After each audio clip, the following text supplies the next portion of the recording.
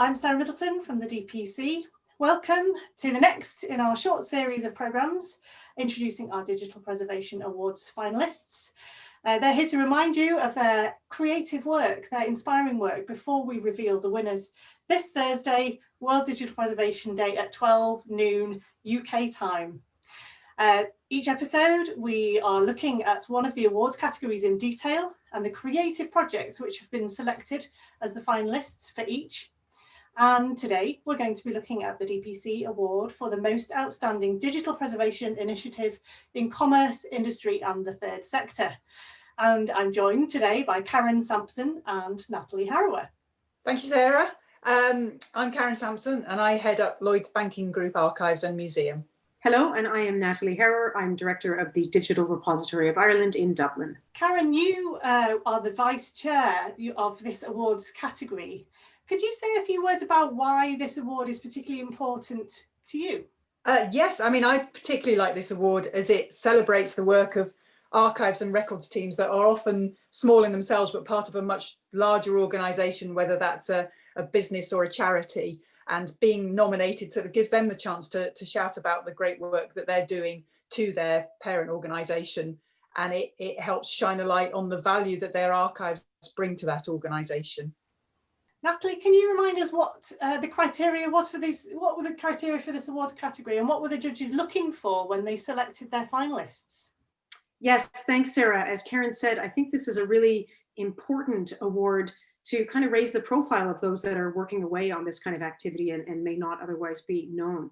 So what the judges acknowledge is that digital preservation is a concern for all of us, and everyone's concerned that case studies of good practice from commercial or industrial settings, as well as charities or not-for-profit agencies, there's a range that are included in this category. These case studies are all too rare. And we note that such agencies are not generally motivated to share their experiences, while the activities that may seem relatively mundane that they're working on actually have a profound impact on creating and extending new kinds of business or new kinds of interactions between stakeholders. So it's to try to get at those particular aspects in this award. Thank you, and we're going to hear a little bit more about each of the finalists in this awards category. Now, would you like to introduce them for us? The nominations are the Royal College of Nursing. Hi, I'm Fiona Bourne, the Archive Manager at the Royal College of Nursing. As you can imagine from the intro, the RCN is not a heritage organisation. We're actually a trade union and professional association for nurses and healthcare workers from across the UK, and we have over 450,000 members. We're really delighted that our project's been considered amongst such high quality competitors, so thank you very much for this opportunity to speak to you all today. We've had the preservation software Preservica since 2017, so not very long, but we've been very hard at work making what we can public on a digital archive webpage. It's freely accessible, but the only public corporate records online are actually annual reports. Useful, but not very detailed, not detailed enough to satisfy transparency. There's a great need in membership-funded organisations like ourselves to demonstrate that we are genuinely member-led. Our recent project is not just about sharing records, it's also about how we manage access while respecting data protection. Our members are the decision makers for the organisation, but they're also trade union members and we must respect their privacy. Records of trade union meetings could be distributed directly to each member, but it's so much more useful, cheaper and quicker to have a comprehensive online resource covering decades of nursing issues and achievements that they can look back on. So looking around the archive sector for an answer to our dilemma as to how to do this, we found a lot of people like ourselves struggling to differentiate levels of appropriate access to records for a variety of reasons. Digital access expectations are really high. If you can access it, you should be able to access it, but that's neither advisable nor legal. So we decided to create a second virtually identical digital archive website, but this time we'd set it behind a member login. The member login works by verifying an individual's membership credentials with our highly secure membership database. Those don't exchange any data. The membership database merely says yes or no to our website, which then logs the member in. That means that our archive team don't have to risk data security breaches or maintain any encrypted records. The Member Digital Archive website works by labelling appropriate records in the digital archive as being available for member access. This sends an image of the record to the member site only, and not the public one. We continually strive to improve the look, content and functionality of both sites as we take our public profile very seriously, and we aim to provide the right services to the right audiences rather than prioritising or denying either one of them. With these two factors in place, we could deliver data to the right audience. This is something which could be done with other groups, for example, students, using something like Shibboleth, like a different login system. So we wanted to share what we'd done with everyone else. No archive wants to give logins to 450,000 individual members and then try to maintain accurate personal data for them. I don't think anybody has enough time for that. So we think that this is a possible solution, not just for us, and we hope that you do too. Thank you. And the United Nations High Commission for Refugees. Question. If you had to flee with your life from your home, what would you bring with you?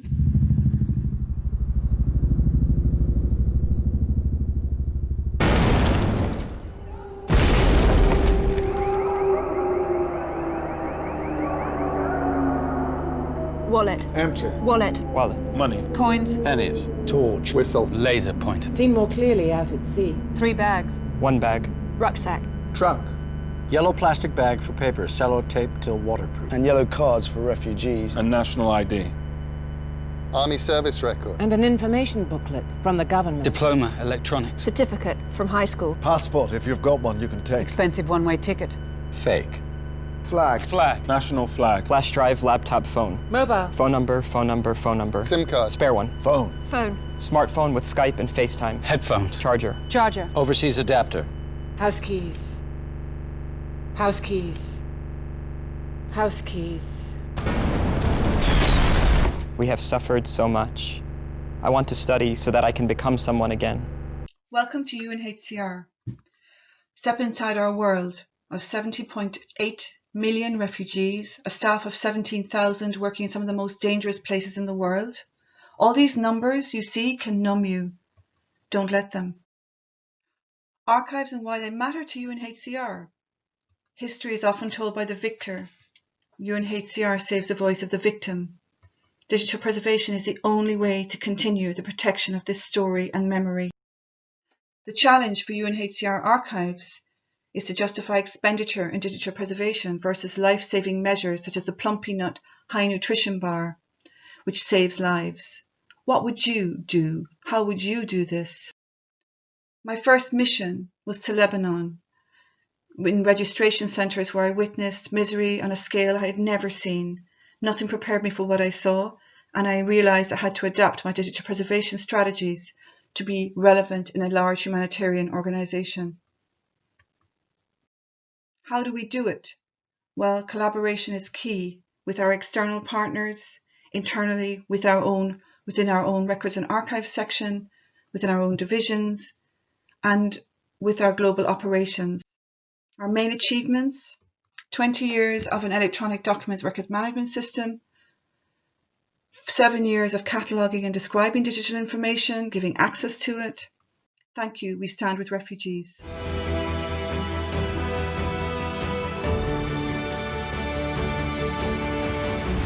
Wow, thank you. That's another really wonderful set of finalists for the Digital Preservation Awards. You were both involved in the judging process for this category, weren't you? How did you find that? Could you reflect on that process a little bit for me? I thought what was really interesting was, given the current climate, that we've got a application from the Royal College of Nursing, and then of course we've got the one for the refugees as well. So I thought they were both extremely topical applications, and it was a hard decision with both projects being very different. Yes, as Karen says, the kinds of work that are done can really vary across the different groups that apply for this award. It's really diverse. So comparing them together is a challenge, because the applicants are absolutely excellent. And we're very pleased to see this kind of work being done and being put forward for acknowledgement, especially, again, as Karen said, under the pandemic situation. Wonderful. Well, that's it. We've heard from each of our finalists now, all 6 categories, all 18 finalists. I think you'll agree that they're all absolutely tremendous, all absolutely could be worthy winners. So I know that the judges have had a difficult time deciding on who will win the awards, but I know that they have, and I know that they're very excited to share this news with you, to unveil the winners on World Digital Preservation Day, the 5th of November, this Thursday, 12 noon UK time. And please do watch along live at dpconline.org/events/digital-preservation-awards. And we look forward to seeing you all then. Bye bye.